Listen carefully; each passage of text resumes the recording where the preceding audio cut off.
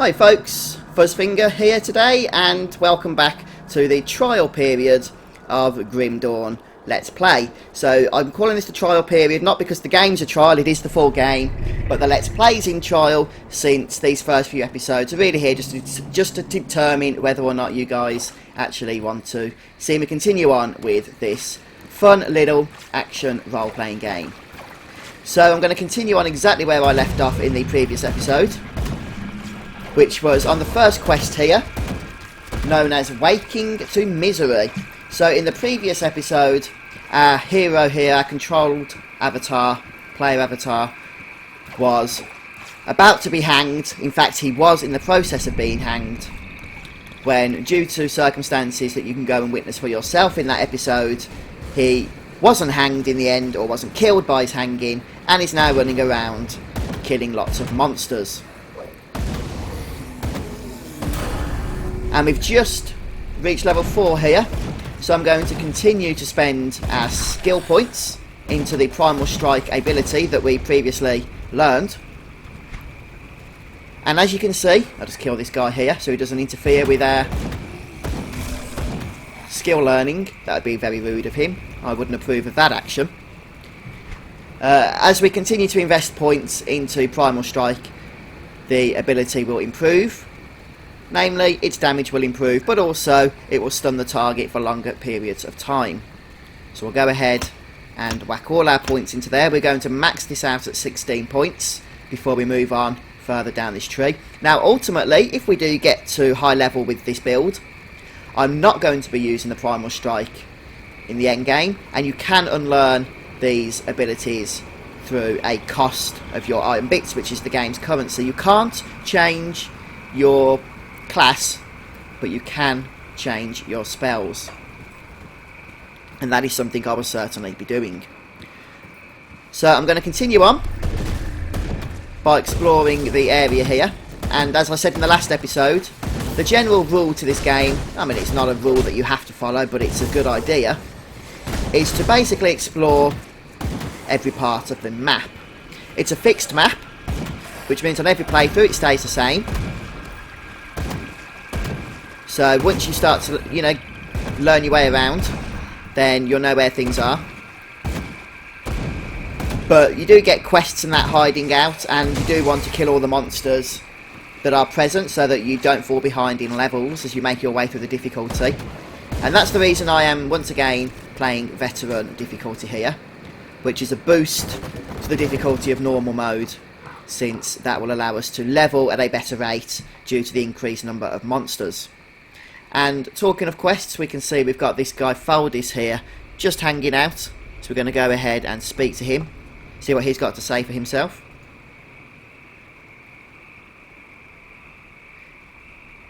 So we're just going to open up a rift gate for him, and we'll speak to him once we head back to Devil's Crossing. So story quests in this game that you have to complete are highlighted with this star here, and little optional quests are in this brown text without a star, just so you can differentiate between the two of them.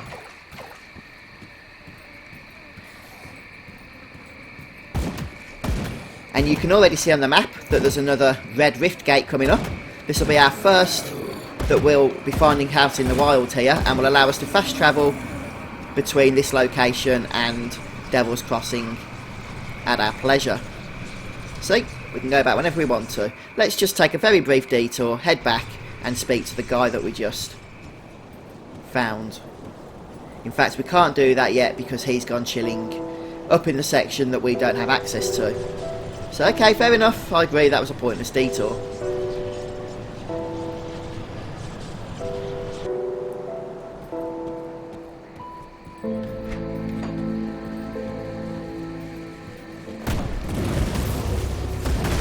Do that yet. So our Primal Strike ability is good for taking out multiple enemies at once, and as we boost this up in skill power, it's going to become very dangerous indeed. Not for us, but for our targets. We'll grab that component there.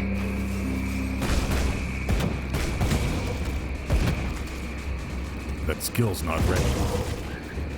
take out a bunch of these at once with our spell, which is nice.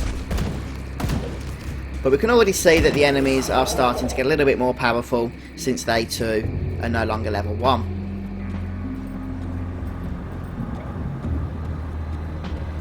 And here we have the cave entrance, with the star indicating that this is a quest cave, or that the quest we are doing is located in this cave. So we'll be heading on in there now.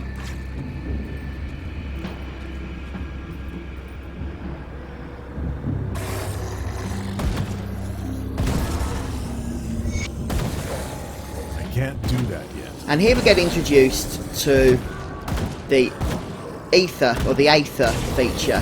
You can see there's this green mist on the floor, along with a green crystal in the centre of it. We need to break this, because that will give us an aether crystal, along with stopping the spawns of monsters around the area.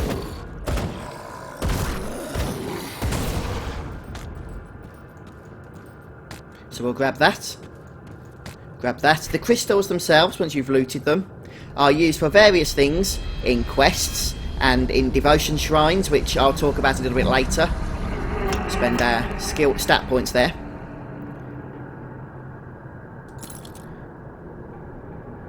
Some of these items we've been looting are slightly better. You can sort your inventory tab out with these icons up here.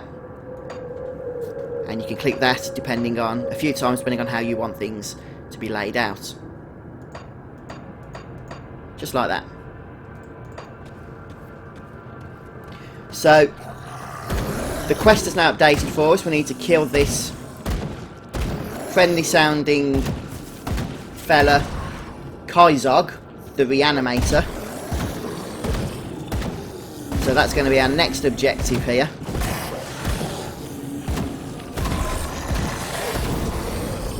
So we'll continue to clear out these green crystals, aether crystals, as we see them. And here's the guy we need to kill, and he looks like he's going to be throwing stuff at us. I don't know what just happened there, but if you noticed a cut in the video, it's because the microphone cut out, and I've had to re-edit the commentary back in post-production, and I've just had to slice the video recording together. Even though it's the same recording, there was a nasty crackle where it happened to cut out, so I don't know if I knocked the cable or something without realising when I was playing, but yeah, basically I've had to re-record this part of the commentary now. Anyway, you can see I've just broken that orb, and that orb is the orb you get once you've killed a strong monster, either a quest monster or a champion pack, as we saw earlier on. I can't remember if that was this episode or the previous one. But I'm just having a play around with my gear here, since there's a lot of loot to collect in this game.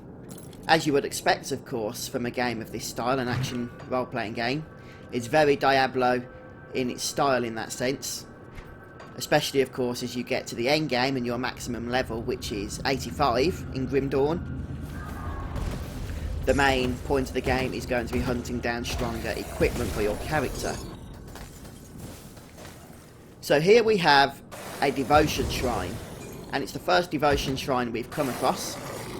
And what a devotion shrine is it's a shrine that needs cleansing. There's a fixed amount of them in the world. We want to get every single one of them.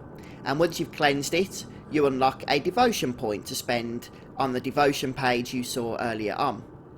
So the way you cleanse these shrines, well, there's a little bit of a different method for cleansing them depending on the shrine.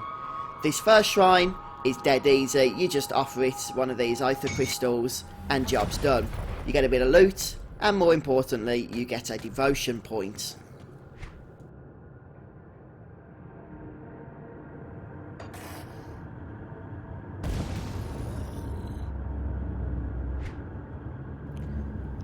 So it looks like I need to spend a few of the skill points that we've collected since we last levelled, and we'll continue to pop those into Primal Strike here. Now the devotion tree, I don't actually spend any of the, well, spend that devotion point we just collected from that shrine here, but here you can see the actual devotion page, and it looks, to me at least, a little bit like the sphere grid from Final Fantasy X. Obviously it's a different style, but it's the same kind of thing. It's a grid with nodes on, and you use your points to learn different nodes, and nodes give you new abilities, new stats, or new bonuses to damages and elemental types, etc, etc. So I'm going to do some research before I actually start spending my points for this elementalist build, but I do have a good idea what I'm going to do. But I'm going to wait until we've got a couple more points, and then we'll spend a few at once to get us started. But that's just the first shrine that I needed to get anyhow. So before we finish off in this cave or dungeon or whatever it is you want to call it, we're just going to clear off the remaining enemies and add to our experience pool. Once again, because the levelling in Grim Dawn is not dynamic levelling, i.e. the monsters' levels are based upon the area that they're found in, you do want to clear out areas as you reach them so that you don't fall behind on the curve. If you just rush through to the quests, then you are going to fall behind on levels and you're going to really struggle because your spells are going to be too weak. This Primal Strike ability we're using, by the way, it is just a temporary spell. We will be replacing it later on and unlearning the points, since, especially at high levels, it's not really that useful, but here at lower levels, because of its AoE effects, it's absolutely incredible.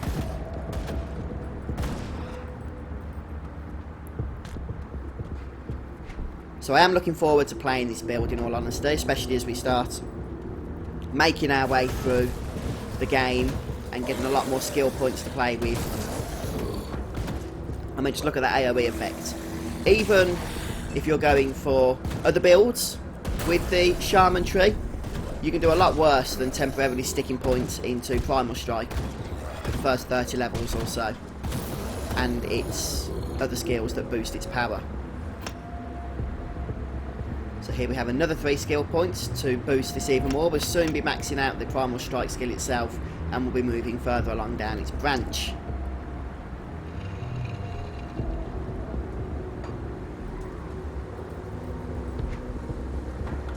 Something I always seem to forget to do is just spend the stat points. The game doesn't really make it clear that you do get those stat points when you level up, but of course you do.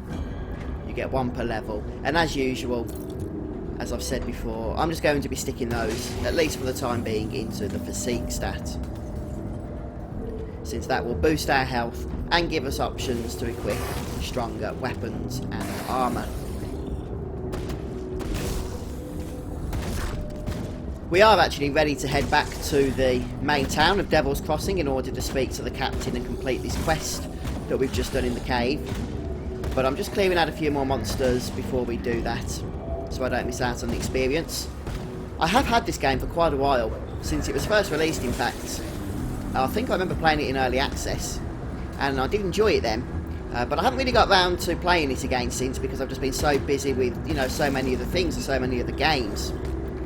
But I thought I've got to get around to playing it because it is such a great RPG, and I do love this genre of game, you know, having grown up with Diablo and Diablo 2.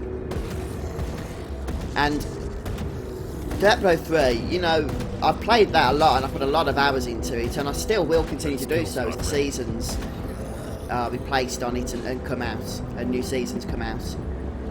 But sometimes it's nice to just go back to that real raw Diablo feel, if you like.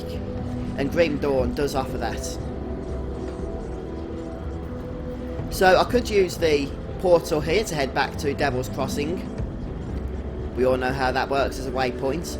But another feature we have available to us is this town portal Rift Travels item, which we can use as often as we want, and it basically opens our own personal rift here so that we can travel to any of the other rifts that we've previously discovered.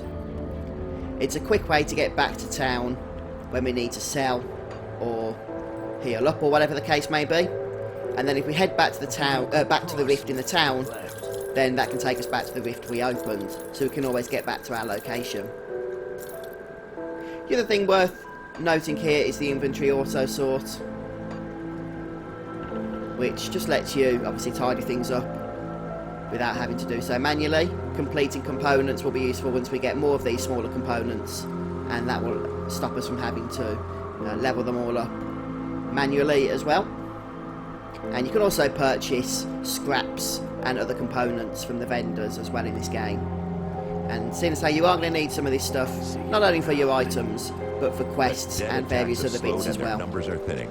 It's useful to know. I take that as a sign that you've dealt with the source. We'll speak to Bourbon again, and this will complete the quest, the first story quest in fact. Thanks to your efforts, we may yet hold out here a little longer. I've sent word to the gate guard.